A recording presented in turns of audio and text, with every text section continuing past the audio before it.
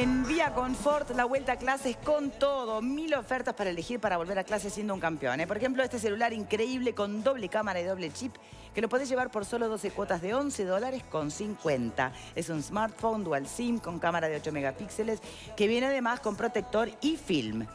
Tuyo por solo 12 cuotas de $11.50. Llama ya al 2507-3883. Quedan pocas unidades. Anda a clases renovado, como solo Vía Confort te lo puede ofrecer. Le damos ahora la bienvenida, vamos a cambiar de tema radicalmente, pero no queríamos dejar pasar el éxito con que fue recibido en la presentación de EDUI 21. Hoy nos acompaña Enrique Martínez Larrechea, magíster en Ciencias Sociales y Educación, integrante de este equipo multipartidario, además, que de alguna manera se propone, bueno, desde otro lugar, proponer cambios para que aquello de poderle cambiar el ADN de la educación sea una realidad. Y por supuesto, se invita y luego se transmitirá a todos los partidos políticos. ¿Quién sabe quién será el próximo gobernante de turno o qué partido sea? Bueno, este proyecto, el famoso Libro Blanco, va a estar a su alcance. Bienvenido, Martínez, si me permite, para aprovechar el tiempo. Entre las propuestas incluidas está, ni que hablar, que el cambio de la gobernanza del sistema educativo, modificar estatutos del docente, proponer un modelo innovador para el funcionamiento de los centros educativos, un nuevo marco de inspección docente y, por supuesto, un anteproyecto de presupuesto para todo esto, ¿no? Teniendo como objetivos principales la verdadera universalización de la educación, entre otros grandes objetivos. Ahora, cuando hablamos de cambiar la gobernanza del sistema educativo, ¿qué quiere decir exactamente? Bueno, muy bien. Ante todo, muchas gracias por la invitación. Realmente es un placer y un honor estar acá en compañía de ustedes, comunicadores tan relevantes. No, y decir que simplemente que EDUI 21 es una entidad de la sociedad civil, digamos, que lo que busca es rescatar una perspectiva ciudadana sobre la educación. Pluralista, transversal, donde están llamados todos a contribuir y que justamente esperamos que pueda ser un insumo para las políticas públicas, cualquiera sea el gobierno de turno. Y efectivamente el Uruguay tiene serios problemas en su provisión educativa. Parte de esos problemas, pero no todos, pero una parte importante, está dada por el sistema de gobernanza o de gobierno, si ustedes quieren, que involucra muchas dimensiones, ¿no? Básicamente, una que podríamos mencionar al pasar, entre un complejo de dimensiones, es la estructura del sistema. Tenemos un sistema, un mismo chiquilín, un mismo niño, adolescente, que transita por el sistema, pero varios consejos que están descoordinados entre sí, son desconcentrados, pero que no logran dar cuenta de todo el proceso. Solamente a título de ejemplo, el Consejo de Educación Secundaria tiene una estructura que no ha variado prácticamente mucho desde el año 1935, en que fue creado. Con 15 añitos más llegamos a los 100 años, tranqui, sin haber hecho ningún cambio. Un orgullo, ¿no? Un orgullo. Bueno, pero a ver, permítame preguntar. El punto es ir hacia una centralización o mantener la descentralización, pero dándole la autonomía del caso a cada aparato, digamos. Claro.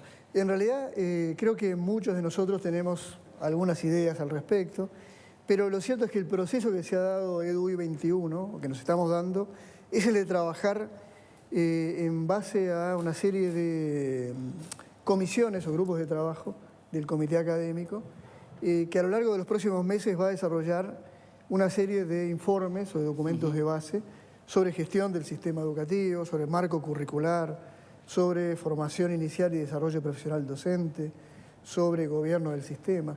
De manera tal que esperamos llegar a fin de año con lo que sería el Libro Blanco, que básicamente va a estar articulado en torno a 3 capítulos.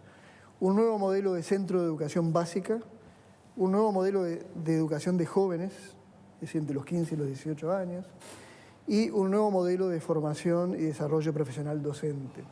Entonces, realmente, no estaría bien que yo me adelantara a decir la solución que tenemos es esta, porque va a surgir de un proceso de estudio, de análisis, de redacción, de talleres con la sociedad civil. ustedes van a usar como, digamos, como plataforma argumentativa toda esa investigación que están haciendo o que piensan hacer. Ahora, ¿qué pasa si de ese diagnóstico de situación los datos difieren con lo que son los diagnósticos de situación que ofrecen las autoridades hoy de la educación? Claro. ¿Qué pasa si ahí arrancan las primeras diferencias? Claro. Creo que no habría espacio para esa discrepancia de datos, que sería un poco como el caso de Trump, que vio la plaza llena y el resto de la gente la vio vacía en la inauguración presidencial, ¿verdad? Acá creo que no estamos en esa situación de verdades irreductibles una a la otra. Hay un amplio diagnóstico sobre el sistema educativo hecho por agencias como CEPAL, como el BID, como el Instituto Nacional de Evaluación Educativa, como los propios servicios técnicos de ANEP. De manera que en el diagnóstico no hay mucha discrepancia.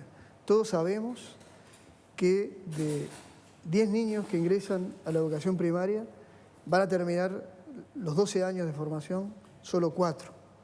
Sabemos que eso está mal, sabemos que tenemos que cambiar los elementos del sistema que hacen que esto sea así. Y en ese sentido creo que no hay... Lo que puede haber es mayores énfasis en un aspecto o en otro, pero creo que el diagnóstico está muy claro, es decir, o por lo menos los datos de base de un diagnóstico están firmes sobre la mesa.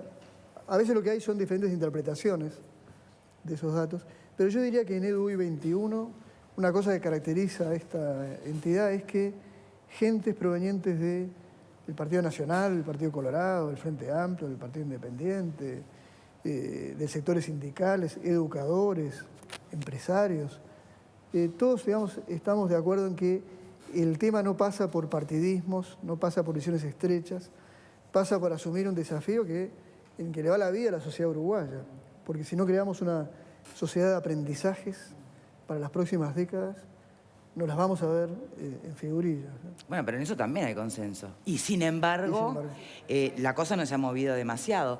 ¿Qué opinan por aquí? Sí, hablando de las pruebas internacionales, una de las pruebas que no favoreció a Uruguay fueron las pruebas PISA, que comparaba con los peores países a Uruguay. Y también daban un diagnóstico que eran los docentes los que más se resistían al cambio, a las mejoras, que a pesar que usted decía, no hubieron muchos cambios en la educación y que estos docentes muchas veces se resistían a estos cambios. ¿Cómo ustedes van a abordar ese tema que es tan delicado? Porque los docentes, podemos decir que de la pirámide de la educación son uno de los pilares más importantes. Exacto. Si nosotros concebimos a un docente profesional, a un docente que es como el médico, como el ingeniero, que es capaz de autorresponsabilizarse de su labor, que la hace de acuerdo a estándares profesionales elevados. Y no tenemos ninguna duda que en el cuerpo docente hay enormes ganas de hacer las cosas bien, una enorme capacidad y competencia técnicas que muchas veces el sistema no sabe aprovechar. El sistema lo que hace es desperdiciar esa expertise, esa motivación, esas ganas de hacer las cosas bien. Entonces, creo que demonizar a los docentes como el gran obstáculo del cambio, creo que no está bueno, creo que no es así. Creo que los docentes son actores, socios de ese cambio. Por supuesto, en un canal de televisión, en un aula, en una empresa, a todos nos cuesta a veces un poco actualizarnos, pero no dramatizaría ese punto. Lo que sucede es que el país como tal, en sus diversas políticas públicas, no ha logrado, desde el año 85 para acá, de la redemocratización, y ahí estamos todos los partidos, todas las ideologías, todas las prácticas, todas las formas de concebir la educación, no hemos logrado alterar de manera sustancial los resultados. Entonces PISA nos muestra, desde 2003 a 2015, que el amperímetro se mueve poco. Mejoramos en lectura, bajamos en matemática, pero... Bueno, pero a ver, se han escuchado autoridades actuales de la educación hoy minimizar los resultados de una prueba PISA. Por lo tanto, el estar de verdad en un consenso sobre el diagnóstico tampoco sé si están así. Claro, ahí lo que influyó mucho fue que la OCDE hizo cambios, no digo de último momento, pero en la última medición, algunos cambios metodológicos que permitían leer los datos, bueno, como un avance o como que en realidad ese avance no había sido tal.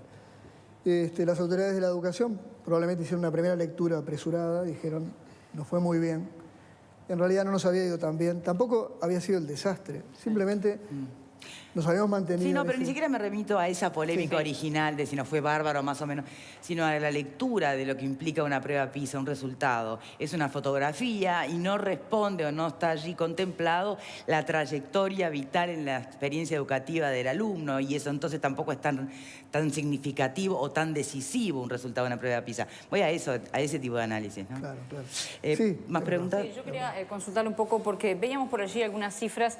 Sabemos que la gran preocupación está en secundaria, hay un nivel importante de deserción, pero eso golpea más a los jóvenes, a los adolescentes pobres, ¿no? Hay allí un razonamiento que ustedes hacen bien interesante que tiene que ver con cuánto se destina a un adolescente pobre y cuánto se destina a un adolescente de clase media. Y bueno, de esta manera, como se distribuye el presupuesto, se destina más presupuesto al de clase media porque allí van los mejores profesores y demás.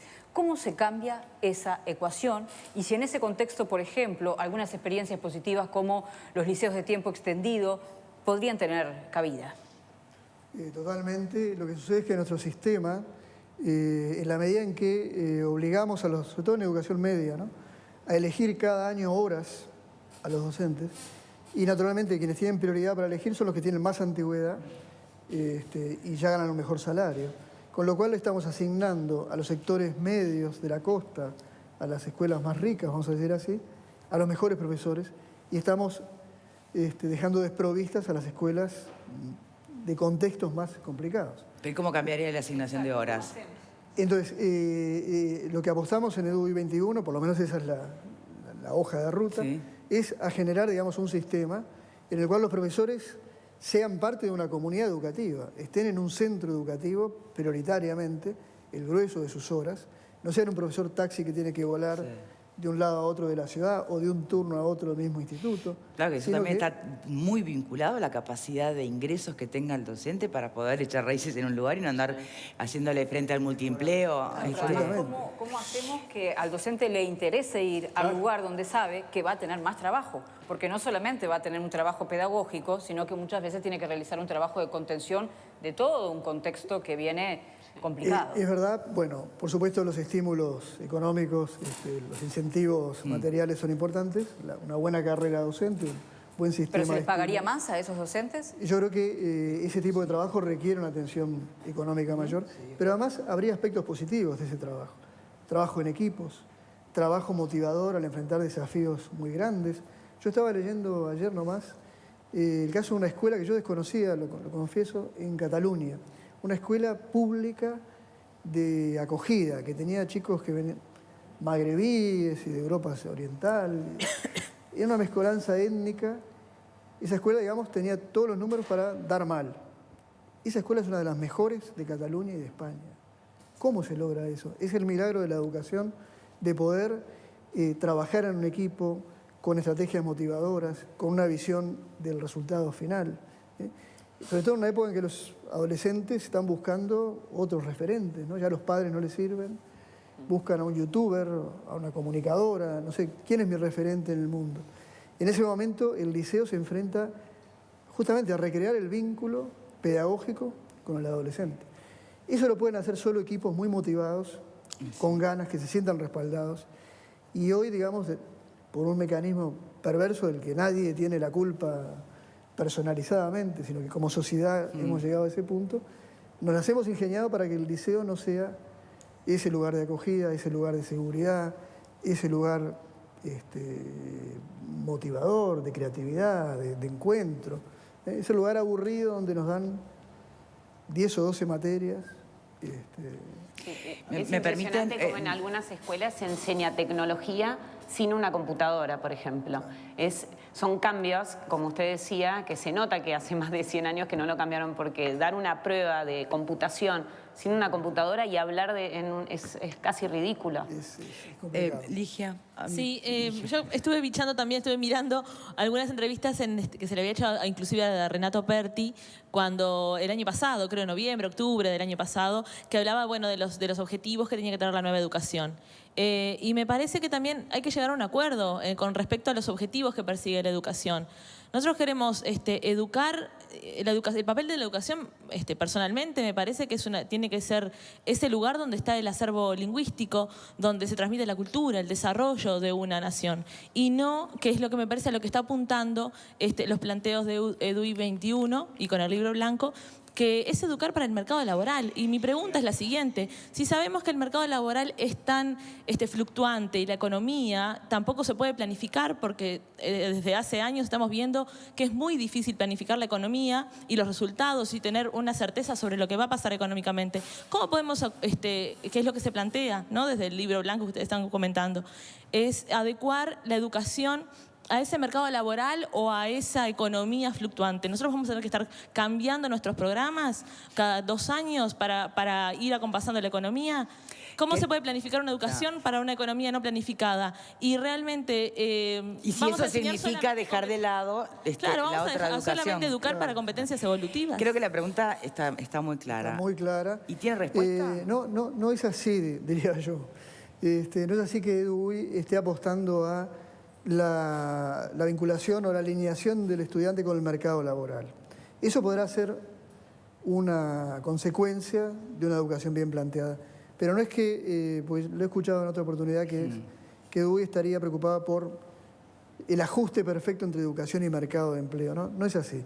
Nosotros lo que constatamos es que precisamos esa educación ciudadana, esa educación de un ciudadano crítico, con competencias simbólicas, culturales, que le permita manejar los códigos de la modernidad, el código escrito, la lectoescritura, pero también otros idiomas, o también la otras materias. La programación neurolingüística, la programación de cibernética, de informática. Es decir, todos estos lenguajes de la modernidad están implicados.